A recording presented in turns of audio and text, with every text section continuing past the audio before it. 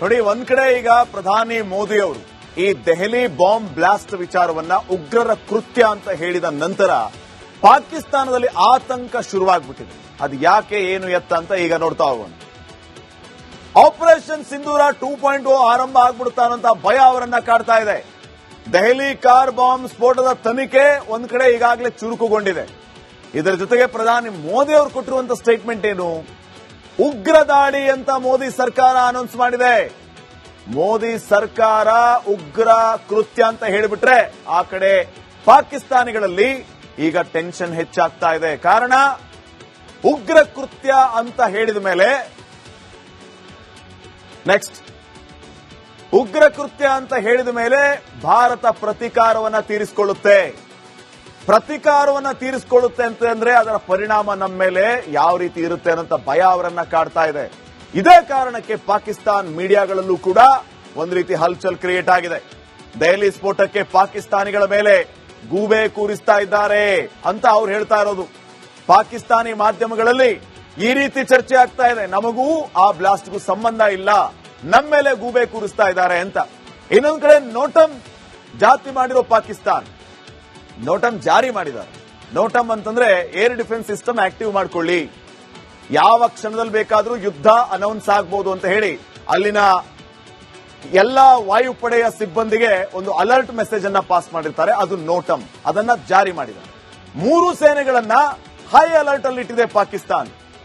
So ಈ ರೀತಿಯ ಪರಿಸ್ಥಿತಿಯಲ್ಲಿದೆ. ಅಸೀಂ ಮುನೀರ್ ನಿರಂತರ ಸಭೆಯನ್ನ ಮಾಡ್ತಾನೆ ಇದ್ದಾನೆ, ಆತನಿಗೆ ನಿದ್ದೆನೂ ಬರ್ತಾ ಇಲ್ಲ. 3 ಸೇನೆಗಳ ಜೊತೆಗೆ ಅಸೀಂ ಮುನೀರ್ ಸಭೆಯನ್ನ ಮಾಡ್ತಾ ಇರುವ ಪರಿಣಾಮ ಮುಂದೇನು ಅನ್ನುವಂತಹದ್ದು. ಸೊ ಗಡಿಯಲ್ಲಿ ಟ್ಯಾಂಕ್ಗಳ ಚಲನವಲನ ಹೆಚ್ಚಿಸಿದೆ ಪಾಕ್. ಹಾಗೇನೆ ಎಲ್ಲಾ ರೀತಿಯಿಂದನೂ ಕೂಡ ಅಲರ್ಟ್ ಆಗಿದ್ದಾರೆ. ಸೊ ಈಗ ಪಾಕಿಸ್ತಾನಕ್ಕೆ ಒಂದು ರೀತಿಯ ಆತಂಕ ಕಾಡ್ತಾ ಇದೆ. ಇನ್ನು ನೆಕ್ಸ್ಟ್ ನೋಡಿ, ಒಂದ್ ಕಡೆ ಈಗ ಪ್ರಧಾನಿ ಮೋದಿ ಅವರು ಈ ದೆಹಲಿ ಬಾಂಬ್ ಬ್ಲಾಸ್ಟ್ ವಿಚಾರವನ್ನ ಉಗ್ರರ ಕೃತ್ಯ ಅಂತ ಹೇಳಿದ ನಂತರ ಪಾಕಿಸ್ತಾನದಲ್ಲಿ ಆತಂಕ ಶುರುವಾಗ್ಬಿಟ್ಟಿದೆ. ಅದು ಯಾಕೆ, ಏನು, ಎತ್ತ ಅಂತ ಈಗ ನೋಡ್ತಾ ಹೋಗೋಣ. ಆಪರೇಷನ್ ಸಿಂಧೂರ 2.0 ಆರಂಭ ಆಗ್ಬಿಡುತ್ತಾನಂತ ಭಯ ಅವರನ್ನ ಕಾಡ್ತಾ ಇದೆ. ದೆಹಲಿ ಕಾರ್ ಬಾಂಬ್ ಸ್ಫೋಟದ ತನಿಖೆ ಒಂದ್ ಕಡೆ ಈಗಾಗಲೇ ಚುರುಕುಗೊಂಡಿದೆ. ಇದರ ಜೊತೆಗೆ ಪ್ರಧಾನಿ ಮೋದಿ ಅವರು ಕೊಟ್ಟಿರುವಂತ ಸ್ಟೇಟ್ಮೆಂಟ್ ಏನು, ಉಗ್ರ ದಾಳಿ ಅಂತ ಮೋದಿ ಸರ್ಕಾರ ಅನೌನ್ಸ್ ಮಾಡಿದೆ. ಮೋದಿ ಸರ್ಕಾರ ಉಗ್ರ ಕೃತ್ಯ ಅಂತ ಹೇಳಿಬಿಟ್ರೆ ಆ ಕಡೆ ಪಾಕಿಸ್ತಾನಿಗಳಲ್ಲಿ ಈಗ ಟೆನ್ಷನ್ ಹೆಚ್ಚಾಗ್ತಾ ಇದೆ. ಕಾರಣ, ಉಗ್ರ ಕೃತ್ಯ ಅಂತ ಹೇಳಿದ ಮೇಲೆ ಉಗ್ರ ಕೃತ್ಯ ಅಂತ ಹೇಳಿದ ಮೇಲೆ ಭಾರತ ಪ್ರತೀಕಾರವನ್ನ ತೀರಿಸಿಕೊಳ್ಳುತ್ತೆ. ಪ್ರತೀಕಾರವನ್ನ ತೀರಿಸಿಕೊಳ್ಳುತ್ತೆ ಅಂತಂದ್ರೆ ಅದರ ಪರಿಣಾಮ ನಮ್ಮ ಮೇಲೆ ಯಾವ ರೀತಿ ಇರುತ್ತೆ ಅನ್ನೋ ಭಯ ಅವರನ್ನ ಕಾಡ್ತಾ ಇದೆ. ಇದೇ ಕಾರಣಕ್ಕೆ ಪಾಕಿಸ್ತಾನ್ ಮೀಡಿಯಾಗಳಲ್ಲೂ ಕೂಡ ಒಂದು ರೀತಿ ಹಲ್ಚಲ್ ಕ್ರಿಯೇಟ್ ಆಗಿದೆ. ದೆಹಲಿ ಸ್ಫೋಟಕ್ಕೆ ಪಾಕಿಸ್ತಾನಿಗಳ ಮೇಲೆ ಗೂಬೆ ಕೂರಿಸ್ತಾ ಇದ್ದಾರೆ ಅಂತ ಅವ್ರು ಹೇಳ್ತಾ ಇರೋದು. ಪಾಕಿಸ್ತಾನಿ ಮಾಧ್ಯಮಗಳಲ್ಲಿ ಈ ರೀತಿ ಚರ್ಚೆ ಆಗ್ತಾ ಇದೆ, ನಮಗೂ ಆ ಬ್ಲಾಸ್ಟ್ಗೂ ಸಂಬಂಧ ಇಲ್ಲ, ನಮ್ಮ ಮೇಲೆ ಗೂಬೆ ಕೂರಿಸ್ತಾ ಇದ್ದಾರೆ ಅಂತ. ಇನ್ನೊಂದ್ ಕಡೆ ನೋಟಮ್ ಜಾತಿ ಮಾಡಿರೋ ಪಾಕಿಸ್ತಾನ್ ನೋಟಮ್ ಜಾರಿ ಮಾಡಿದ್ದಾರೆ. ನೋಟಮ್ ಅಂತಂದ್ರೆ ಏರ್ ಡಿಫೆನ್ಸ್ ಸಿಸ್ಟಮ್ ಆಕ್ಟಿವ್ ಮಾಡ್ಕೊಳ್ಳಿ, ಯಾವ ಕ್ಷಣದಲ್ಲಿ ಬೇಕಾದ್ರೂ ಯುದ್ಧ ಅನೌನ್ಸ್ ಆಗಬಹುದು ಅಂತ ಹೇಳಿ ಅಲ್ಲಿನ ಎಲ್ಲಾ ವಾಯುಪಡೆಯ ಸಿಬ್ಬಂದಿಗೆ ಒಂದು ಅಲರ್ಟ್ ಮೆಸೇಜ್ ಅನ್ನ ಪಾಸ್ ಮಾಡಿರ್ತಾರೆ. ಅದು ನೋಟಮ್, ಅದನ್ನ ಜಾರಿ ಮಾಡಿದ್ದಾರೆ. 3 ಸೇನೆಗಳನ್ನ ಹೈ ಅಲರ್ಟ್ ಅಲ್ಲಿ ಇಟ್ಟಿದೆ ಪಾಕಿಸ್ತಾನ್. ಸೊ ಈ ರೀತಿಯ ಪರಿಸ್ಥಿತಿಯಲ್ಲಿದೆ. ಅಸೀಂ ಮುನೀರ್ ನಿರಂತರ ಸಭೆಯನ್ನ ಮಾಡ್ತಾನೆ ಇದ್ದಾನೆ, ಆತನಿಗೆ ನಿದ್ದೆನೂ ಬರ್ತಾ ಇಲ್ಲ. 3 ಸೇನೆಗಳ ಜೊತೆಗೆ ಅಸೀಂ ಮುನೀರ್ ಸಭೆಯನ್ನ ಮಾಡ್ತಾ ಇರುವ ಪರಿಣಾಮ ಮುಂದೇನು ಅನ್ನುವಂತಹದ್ದು. ಸೊ ಗಡಿಯಲ್ಲಿ ಟ್ಯಾಂಕ್ಗಳ ಚಲನವಲನ ಹೆಚ್ಚಿಸಿದೆ ಪಾಕ್. ಹಾಗೇನೆ ಎಲ್ಲಾ ರೀತಿಯಿಂದನೂ ಕೂಡ ಅಲರ್ಟ್ ಆಗಿದ್ದಾರೆ. ಸೊ ಈಗ ಪಾಕಿಸ್ತಾನಕ್ಕೆ ಒಂದು ರೀತಿಯ ಆತಂಕ ಕಾಡ್ತಾ ಇದೆ. ಇನ್ನು ನೆಕ್ಸ್ಟ್ ನೋಡಿ, ಒಂದ್ ಕಡೆ ಈಗ ಪ್ರಧಾನಿ ಮೋದಿ ಅವರು ಈ ದೆಹಲಿ ಬಾಂಬ್ ಬ್ಲಾಸ್ಟ್ ವಿಚಾರವನ್ನ ಉಗ್ರರ ಕೃತ್ಯ ಅಂತ ಹೇಳಿದ ನಂತರ ಪಾಕಿಸ್ತಾನದಲ್ಲಿ ಆತಂಕ ಶುರುವಾಗ್ಬಿಟ್ಟಿದೆ. ಅದು ಯಾಕೆ, ಏನು, ಎತ್ತ ಅಂತ ಈಗ ನೋಡ್ತಾ ಹೋಗೋಣ.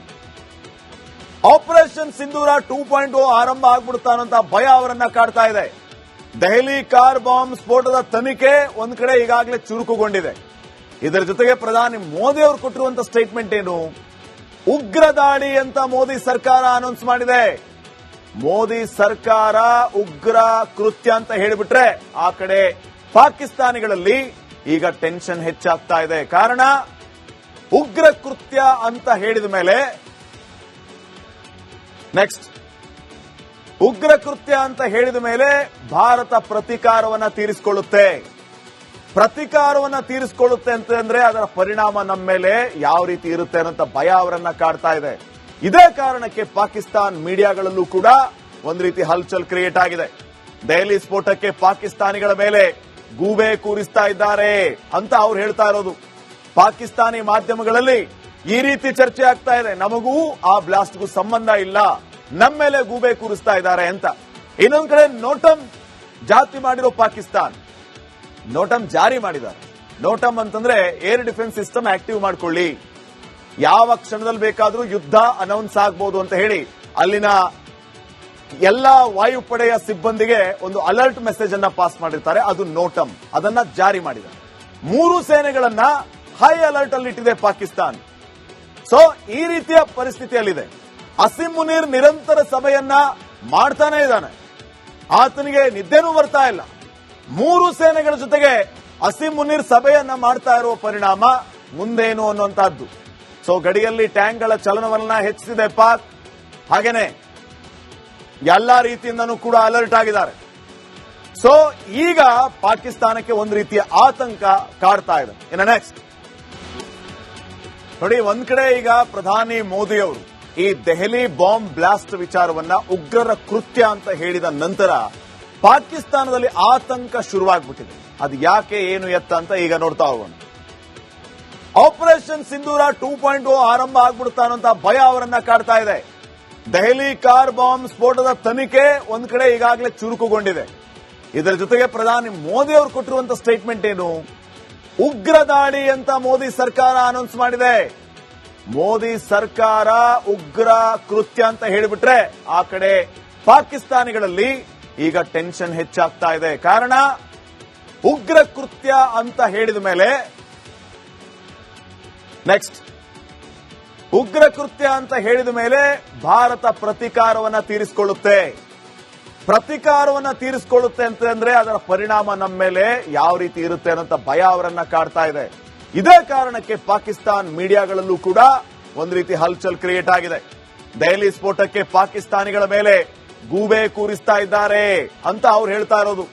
ಪಾಕಿಸ್ತಾನಿ ಮಾಧ್ಯಮಗಳಲ್ಲಿ ಈ ರೀತಿ ಚರ್ಚೆ ಆಗ್ತಾ ಇದೆ, ನಮಗೂ ಆ ಬ್ಲಾಸ್ಟ್ಗೂ ಸಂಬಂಧ ಇಲ್ಲ, ನಮ್ಮ ಮೇಲೆ ಗೂಬೆ ಕೂರಿಸ್ತಾ ಇದ್ದಾರೆ ಅಂತ.